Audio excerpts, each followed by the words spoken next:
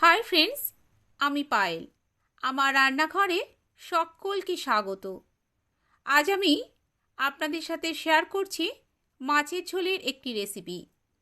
बैचेलररा जेभावे माछेर झोल रान्ना करे थाकेन बा मेशबाड़ीते जेभावे माछेर झोल रान्ना हय तारই रेसिपि आजके आपनादेर साथे शेयर करछि।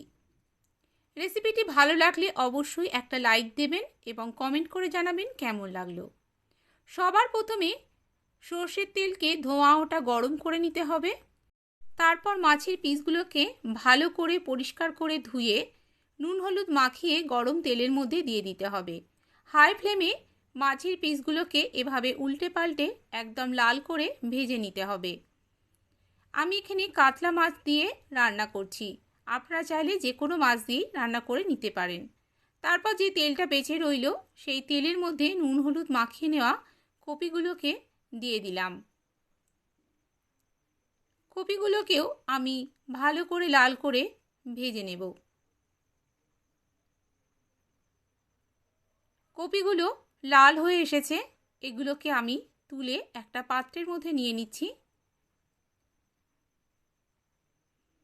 তারপর কড়াইতে আর যেটুকু তেল পড়ে আছে সেই তেলের মধ্যে দিয়ে দিলাম 5 ফোড়ন। দিয়ে দিচ্ছি একটা বড় টমেটোকে এভাবে কুচি করে। এখন গ্যাসের ফ্লেমটা কিন্তু আছে মিডিয়ামে। তেলের মধ্যে নুন আর চিনি দিয়ে দিচ্ছি, এতে করে এর কালারটা খুব সুন্দর আসবে।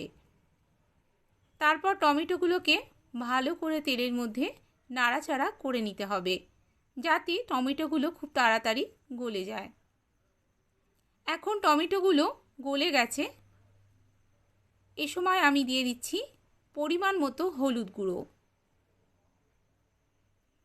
দিয়ে দিচ্ছি 1 চামচ পরিমাণ জিরের গুঁড়ো, আর এখানে দিয়ে দেবো 1 চামচ পরিমাণ ধনের গুঁড়ো। সব কিছু মশলা এবার ভালো করে মিডিয়াম ফ্লেমে কষিয়ে নিতে হবে। আমার আজকের এই রান্নাটি যদি আপনাদের ভালো লেগে থাকে তাহলে প্লিজ আমার চ্যানেলটিকে সাবস্ক্রাইব করে নিতে কিন্তু একদমই ভুলবেন না, আর পাশে থাকা বেল আইকনটিকে অবশ্যই প্রেস করে দেবেন, তাহলে আমি যখনই কোনো ভিডিও আপলোড করব আপনাদের কাছে দ্রুত নোটিফিকেশন পৌঁছে যাবে।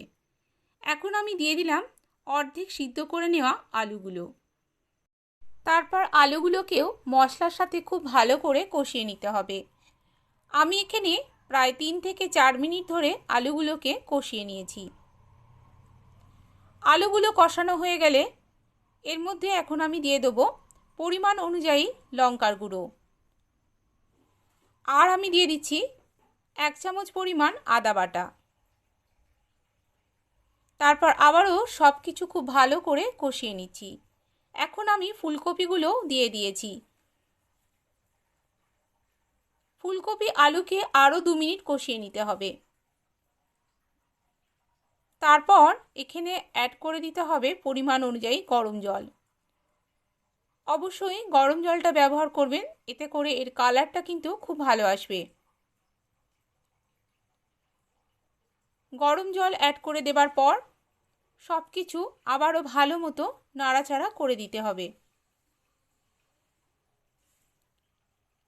এবারে গ্যাসের ফ্লেমটাকে একদম লোতে করে দিয়ে ঢাকা দিয়ে রান্না করে নিতে হবে।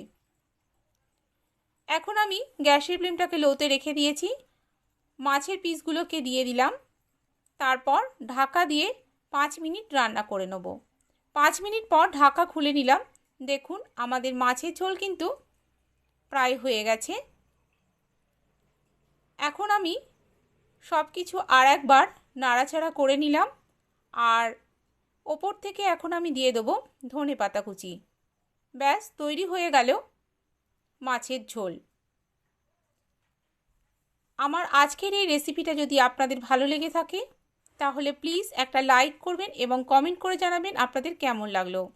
আজ তাহলে এ পর্যন্তই, আবার রান্নার নতুন কোনো ভিডিও নিয়ে আপনাদের সামনে হাজির হয়ে যাব। আপনারা সবাই ভালো থাকবেন, সুস্থ থাকবেন, সাবধানে থাকবেন। আমার রেসিপিটি এতক্ষণ ধরে দেখার জন্য আপনাদেরকে অসংখ্য ধন্যবাদ।